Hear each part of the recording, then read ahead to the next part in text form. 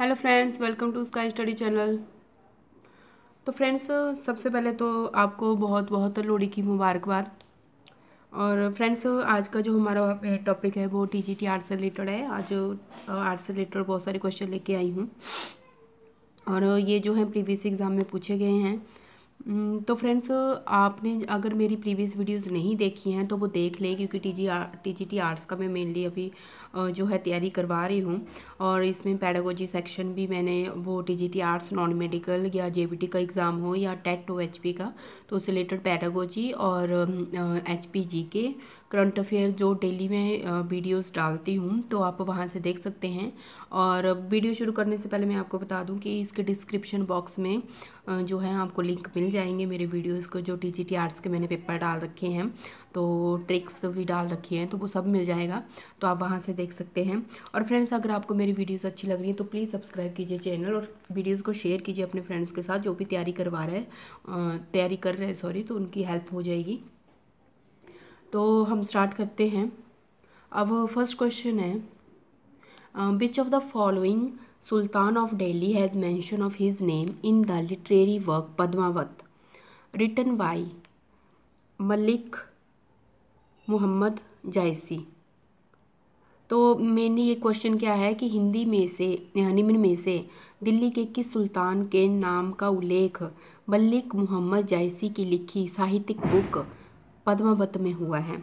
तो ये क्वेश्चन बहुत ही इजी है लर्न करने, क्योंकि आपको पता है अभी अभी मूवी रिलीज़ हुई थी, इसी ईयर 2018 में ही रिलीज़ हुई है पद्मावत, जिसमें रणवीर सिंह, दीपिका पादुकोण और शाहिद कपूर था। तो ये बहुत ही ईजी होगा आपको लर्न करने, क्योंकि उसमें आपने देखा होगा, जो अगर जिसने मूवी देखी है तो मैं आपको बता दूं, रणवीर सिंह ने अलाउद्दीन खिलजी का नाम जो रोल था वो प्ले किया था। बहुत ही इजी रहेगा आपको लर्न करना ये, तो इसी तरह आप लर्न कर सकते हैं। तो जो मलिक मोहम्मद जैसी थे, जो उन्होंने एक साहित्यिक पुस्तक लिखी है जिसका नाम है पद्मावत, तो उसमें किसका उल्लेख किया गया है? उसमें अलाउद्दीन खिलजी का उल्लेख किया गया है। तो अलाउद्दीन खिलजी जो थे वो दिल्ली सल्तनत के खिलजी वंश का दूसरा था। तो वो दूसरे शासक थे दिल्ली सल्तनत के। और अलाउद्दीन खिलजी से रिलेटेड एक और जो मेन पॉइंट है वो ये है कि उन्होंने जो है मेवाड़ चित्तौड़ का युद्ध, अगर आपने ये क्वेश्चन भी पूछ सकते हैं, मेवाड़ चित्तौड़ का युद्ध, मेवाड़ चित्तौड़ का युद्ध, मेवाड़ और चित्तौड़ का युद्ध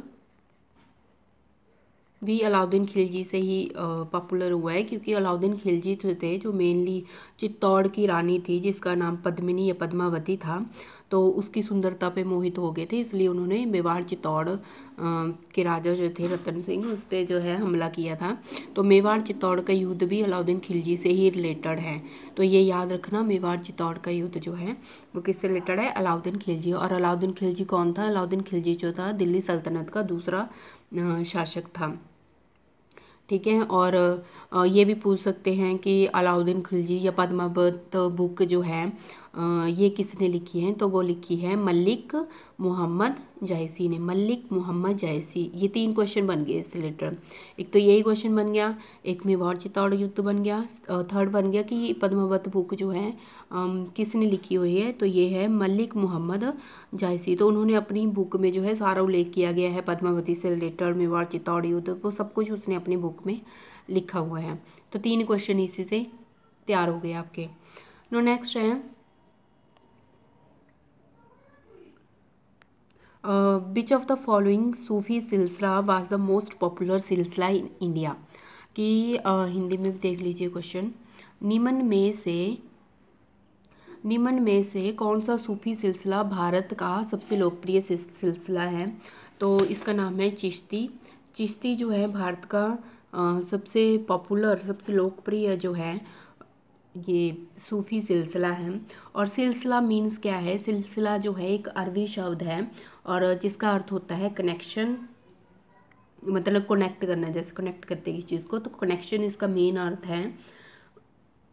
और ये भी पूछ सकते हैं कि जो चिश्ती सिलसिले की स्थापना किस सूफी संत ने की थी, तो उनका नाम था ख्वाजा अबू अब्बास। उनका नाम है ख्वाजा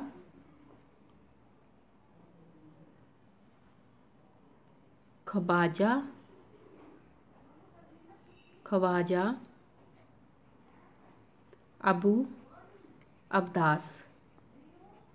ख्वाजा अबू अब्बास ने अगर क्योंकि ये सबसे लोकप्रिय जो सिलसिला है, तो एक तो ये क्वेश्चन बन गया सबसे लोकप्रिय सूफी सिलसिला कौन सा है, चिश्ती है, और किसने की है, ये है ख्वाजा अबू अब्बास। जो ये चिश्ती सूफी सिलसिला की जो है ये स्थापना की हुई है, सूफी संत का नाम पूछ सकते हैं। और सिलसिला का मेन वर्ड क्या होता है, ये है क्या, सूफी सिलसिला जो है एक अरबी शब्द है जिसका मतलब होता है कनेक्शन। नो नेक्स्ट है Jain scriptures have been written in, कि जैन स्क्रिप्चर जो है किस भाषा में लिखा गया है, ये मेनली जो है ब्रह्मी भाषा में लिखा गया है, ब्रह्मी।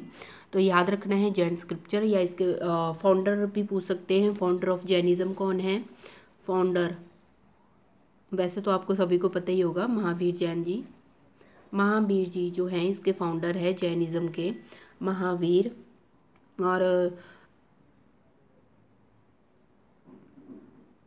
और मेनली जो हैं जैन धर्म का मेनली अर्थ क्या होता है, जिन द्वारा परिवर्तित धर्म, और जिन का मतलब होता है जीतने वाला, जिसने अपने मन को, वाणी को, काम को जीत लिया हो, उसको जो है हम जिन बोलते हैं। जिन जिन मतलब जैन, ठीक है।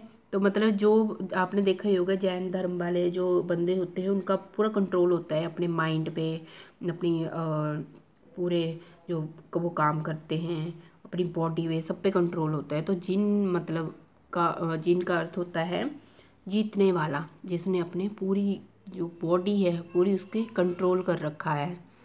तो नेक्स्ट है the chalcolithic people used to write on, और इसको जो है हिंदी में ऐसे पूछते हैं, ताम्र प्रस्तर युगीन लोग लिखने के लिए किसका योग करते हैं, इसको ताम्र पाषाण योग भी बोला जाता है। ताम्र पाषाण, ताम्र पाषाण भी बोला जाता है, क्योंकि ये एक ऐसा युग था जिसमें जो है इंसान ने तांबे का जो है यूज़ करना जो है शुरू कर दिया था। या इसको हम कॉपर एज भी बोल देते हैं, कॉपर एज इंग्लिश में। या ये भी पूछ सकते हैं कि इस युग में जो है धातुओं को उपयोग करना शुरू हो गया है, तो वो ताम्र पाषाण युग है जिसमें मेनली कॉपर का यूज़ करना जो है शुरू कर दिया है। तो इसमें ये क्वेश्चन पूछा है कि इस युग के लोग जो है लिखने के लिए किसका प्रयोग करते थे। जो ये एक ऐसे युग था जिसमें पता ही लिखने की कला को जो था लोग जानते ही नहीं थे। तो did not know the art of writing, लिखने की कला को इस युग में नहीं जानते थे। और ये युग जो है मेनली जो है धातुओं से रिलेटेड है, इसको कॉपर एज भी बोला जाता है, और धातुओं के यूज से ये फेमस है। नो नेक्स्ट है blank was the crop produced by the Indus people which the Greek term sindon, मतलब ऐसी कौन सी फसल है जिसको सिंडॉन बोला जाता है। अब हिंदी में भी देख लीजिए आप। ब्लैंक एक फसल थी सिंधु लोगों द्वारा उत्पादित जिसे ग्रीक लोग सिंडॉन कहते थे। तो वो कॉटन है हमारा, कॉटन को जो है ये सिंधु लोग जो हैं वो सिंडॉन के नाम से बुलाते थे। नेक्स्ट है हमारे पास 6th question, which Indus valley civilisation site would you associate with the bronze statue of dancing girl, कि सिंधु घाटी सभ्यता की किस जगह का संबंध आप डांसिंग गर्ल के तांबे की मूर्ति के साथ करोगे। तो मैं ये बता दूं कि जो ये डांसिंग गर्ल है ये एक मेनली जो है एक तांबे की ये एक कांस्य की मूर्ति है जो मोहनजोदड़ो से प्राप्त हुई थी। मोहनजोदड़ो से डांसिंग गर्ल जो है एक मतलब ये नाम ही रेफर कर रहा है डांसिंग गर्ल। ये कांस्य की मूर्ति है जो ऐसे लग रहा है कि डांस कर रही है, ठीक है। और ये कहाँ से प्राप्त हुई थी, मोहनजोदड़ो से प्राप्त हुई थी। और मेन ये है कि डांसिंग गर्ल जो है ये एक मूर्ति है जो ऐसे खड़ी हुई है, और एक हाथ में उसने जो है पूरा चूड़ा डाल रखा है और एक हाथ जो है उसने अपनी कमर पे रखा हुआ है, ठीक है। और यही है, इसके मेन फीचर्स यही हैं। जो डांसिंग गर्ल का जो स्टैच्यू मिला है ये कहाँ से प्राप्त हुआ है, मोहनजोदड़ो से प्राप्त हुआ है। और ये सिंधु घाटी की सभ्यता का इसको बोला जाता है कि एक सिंबल है। तो ये एक डांसिंग गर्ल की मूर्ति है। ये भी पूछ सकते हैं कि डांसिंग गर्ल के करैक्टरिस्टिक फीचर तो ये है कि उसने चूड़ा डाल रखा है, एक हाथ उसका कमर पे है, और मेनली ये बुक जो पूरी मूर्ति है वो कांसे की बनी हुई है। नो नेक्स्ट है, who introduced chehra and dagh as a major military reform. Chehra और दाग जो है को मुख्य सैनिक पुनर्गठन के रूप में किसने परिचित कराया। तो ये भी अलाउद्दीन खिलजी ने करवाया, क्योंकि इससे रिलेटेड आपको क्वेश्चन मैं बता चुकी हूँ। ये दिल्ली सल्तनत के दूसरे शासक थे अलाउद्दीन खिलजी जी। और मेन ये है कि इन्होंने दो वर्ड यूज़ किए हैं, चेहरा और दाग। जो दाग है वो मेनली घोड़ों से रिलेटेड है। दाग ये है घोड़ों की ब्रांडिंग एक प्रणाली है, जैसे बोलते हैं ना ब्रांडेड घोड़ा है वैसे। तो घोड़ों की एक ब्रांडिंग प्रणाली है। और जो हमारा चेहरा है वो मेनली सैनिकों के बारे में बायोमेट्रिक जानकारी से रिलेटेड है। चेहरा जो है वो सोल्जर्स से रिलेटेड है, सोल्जर्स। और जो दाग है वो मेना हॉर्स घोड़ों से रिलेटेड है, ठीक है। तो ये भी बोल सकते हैं। और ये जो है अलाउद्दीन खिलजी ने जो है ये इंट्रोड्यूस की हैं दो टर्म, दाग एंड चेहरा। तो दाग घोड़ों से रिलेटेड है और चेहरा सोल्जर्स से रिलेटेड है। मतलब सोल्जर्स की बायोमेट्रिक जानकारी के लिए ये चेहरा वर्ड यूज़ होता है और घोड़ों की ब्रांडिंग के लिए दाग यूज़ होता है। नेक्स्ट क्वेश्चन है, Haider Ali of Mysore took the assistant of blank to modernize his military and gun battery cannons। Mysore के हैदर अली ने अपनी सेना और बंदूक बैटरी का आधुनिक बनाने के लिए किसकी सहायता ली थी। तो उन्होंने फ्रेंच की सहायता की थी अगेंस्ट ईस्ट इंडिया कंपनी, क्योंकि वो उनको जो था अपने जो हथियार थे उनको मॉडर्नाइज करना था। और मेनली ये ईस्ट इंडिया कंपनी के लिए इन्होंने यूज़ किए थे। तो इन्होंने फ्रेंच की जो थी वो सहायता ली थी। नेक्स्ट है, नेक्स्ट क्वेश्चन है, who was the first British to get a farman from the Mughal emperor Jahangir to establish a factory at Surat in 1613। कि उस पहले ब्रिटिश का नाम बताओ जिसे 1613 में मुगल सम्राट जहांगीर से सूरत में कारखाना बनाने के लिए फरमान मिला था। तो वो थे कैप्टन विलियम हॉकिंस जी, जिनको जहांगीर ने जो है फरमान दिया था कि सूरत में जो है कारखाना आप लगाएं। तो ये थे कप्तान विलियम हॉकिंस, कप्तान विलियम हॉकिंस। तो नेक्स्ट है, who founded Aligarh college in 1875। ये है हमारे पास, इसका हिंदी में देख लीजिए क्वेश्चन। 1875 में अलीगढ़ कॉलेज की स्थापना किसने की थी। ये थे सर सैयद अहमद खान जी, जिन्होंने अलीगढ़ में 1875 को कॉलेज की स्थापना की, sir Syed Ahmed Khan. No next है, during which nationalistic movement the Garhwal soldiers refuse to fire on people at Peshawar. किस राष्ट्रीय आंदोलन के दौरान गढ़वाल सैनिकों ने पेशावर के लोगों पर गोली चलाने से इनकार कर दिया था। तो ये था हमारे पास civil disobedience movement. Civil डिसओबीडेंट movement ये मेनली था क्या, ये सिविल डिसओबीडेंस मूवमेंट ये था कि जो उनकी सरकार थी उनके कुछ कानूनों और आदेशों का पालन ना करने की प्रतिज्ञा थी कि सरकार कोई भी आदेश देगी या कोई भी कानून बनाएगी तो उसका पालन नहीं करना है। तो वो था सिविल डिसओबीडेंस मूवमेंट। और मेनली जो थे जो हवलदार मेजर चंद्र सिंह गढ़वाली सिंह थे, गढ़वाली सिंह। तो उन्होंने जो था मेजर चंद्र सिंह गढ़वाली, उन्होंने जो था वो मना कर दिया था कि जो सैनिक हैं उन पे जो है गोली नहीं चलानी है।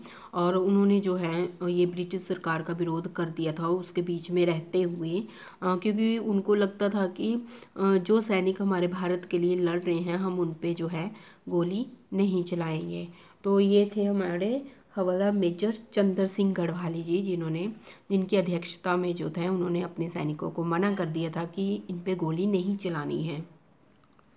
नेक्स्ट है, मुस्लिम लीग की स्थापना किस वर्ष हुई है? तो ये जो है 1906 में 30 दिसंबर 1906 में हुई है। कहाँ पे हुई है ये भी पूछ सकते हैं। ढाका, जो कि बांग्लादेश में है। बांग्लादेश कहाँ पे हुई है?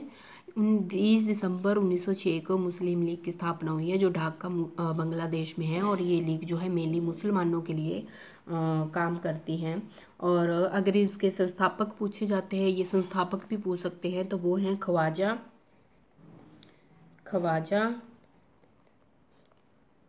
सलीमुल्लाह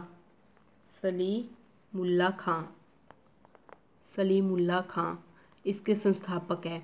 मुस्लिम लीग के संस्थापक कौन थे? ख्वाजा सलीमुल्लाह खां। और ये 30 दिसंबर 1906 को बनी है। कहाँ पे? ढाका बांग्लादेश में। नेक्स्ट है, who was the immediate successor of Guru Nanak Dev? कि गुरु नानक देव जी के उत्तराधिकारी कौन थे? गुरु नानक देव जी के उत्तराधिकारी? ये गुरु अंगद देव जी थे, जो हमारे दूसरे गुरु थे। गुरु अंगद देव जी गुरु नानक देव जी के उत्तराधिकारी थे। नेक्स्ट है, भारतीय राजनीतिक दल प्रणाली में किस राजनीतिक दल को छाता संगठन कहा जाता है? यह which political party is known as umbrella organisation in Indian political system. तो ये है हमारे पास इंडियन नेशनल कांग्रेस जो है उसको हम अम्ब्रेला ऑर्गेनाइजेशन बोलते हैं। और मेनली अम्ब्रेला ऑर्गेनाइजेशन बोलते क्यों हैं? क्योंकि ये अम्ब्रेला ऑर्गेनाइजेशन वो वाली ऑर्गेनाइजेशन होती है जिसमें जो है बहुत सारी इंस्टीट्यूशन जो हैं इकट्ठे होके काम करते हैं। बहुत सारे इंस्टीट्यूशन इकट्ठे होके जो है काम करते हैं, उसको हम अम्ब्रेला ऑर्गेनाइजेशन बोल देते हैं। तो अगर अब इंडियन नेशनल कांग्रेस से रिलेटेड एक और क्वेश्चन है हमारे, father of Congress A.O. Hume ji हैं, तो ये याद रखना, father of Congress A.O. Hume.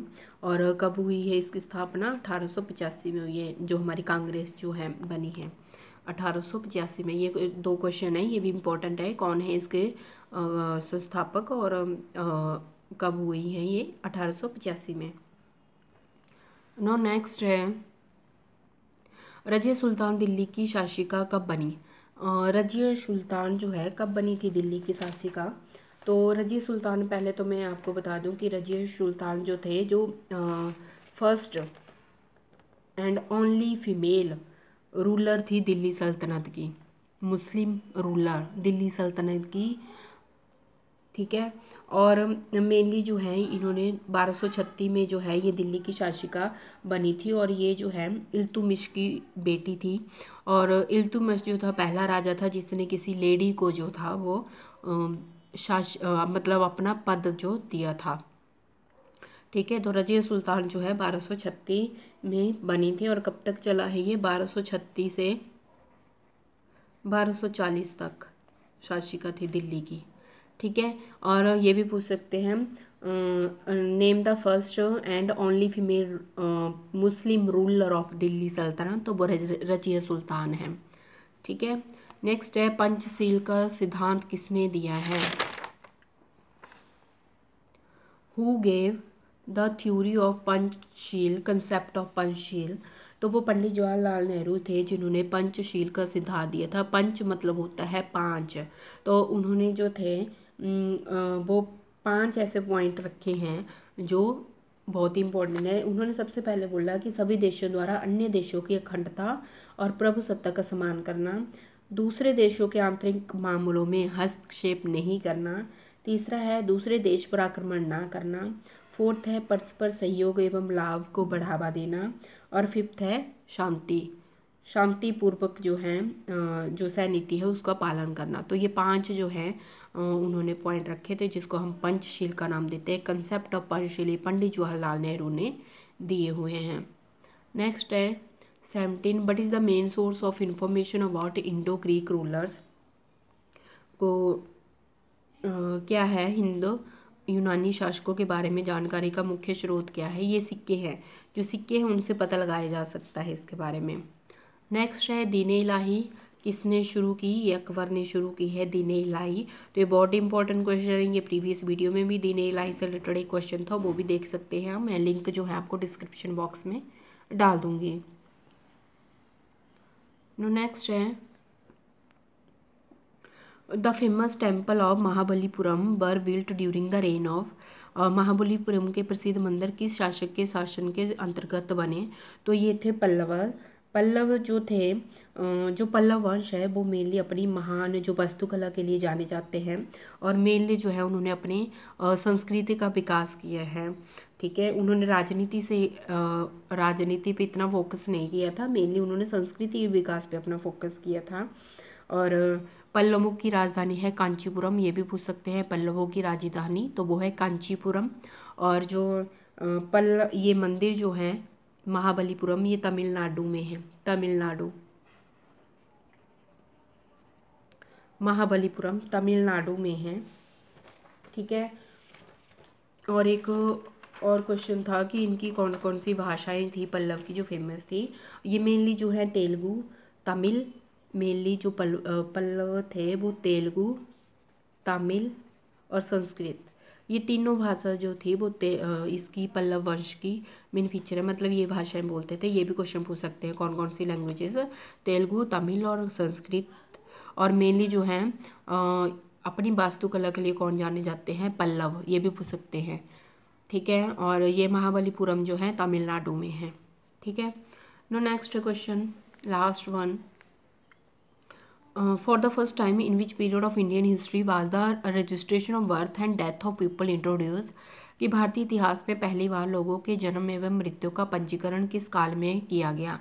तो ये थे मौर्य काल, जिसका मौर्य काल से जो है पहली बार जो रजिस्ट्रेशन होता है मरने या पैदा होने पे, वो वहाँ से शुरू हुआ है, मौर्य काल से रिलेटेड।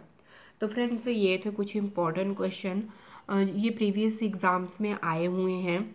ठीक है, तो जो भी ये क्वेश्चन है इनसे रिलेटेड और जितने भी क्वेश्चन बनते हैं, जैसे पल्लव से रिलेटेड कौन से क्वेश्चन बनते हैं, या फिर रजिया सुल्तान से रिलेटेड कौन से क्वेश्चन बनते हैं, क्योंकि कई बार होता है जो टॉपिक प्रीवियस में आए होते हैं उनसे रिलेटेड आगे के क्वेश्चन जो है पूछे जा सकते हैं। इसलिए मैं आपको प्रीवियस पेपर सॉल्व करवा रही हूँ कि ताकि आपको पता लग जाए कि किस तरह का पेपर आता है, क्या पैटर्न होता है, किस तरह के क्वेश्चन पूछे जाते हैं, तो उससे रिलेटेड आपको इन्फॉर्मेशन मिल जाए और अपनी तैयारी जो है अच्छे से कर सके। और फ्रेंड्स, एक बार फिर से आपको हैप्पी लोहड़ी, लोहड़ी की बहुत बहुत मुबारकबाद, और पढ़ाई जो है शुरू कर दीजिए। ठीक है, and thank you so much friends कि आप मुझे इतना जो है वो कर रहे हैं, प्रोत्साहित कर रहे हैं कि मैं आपके लिए वीडियोस बनाऊं।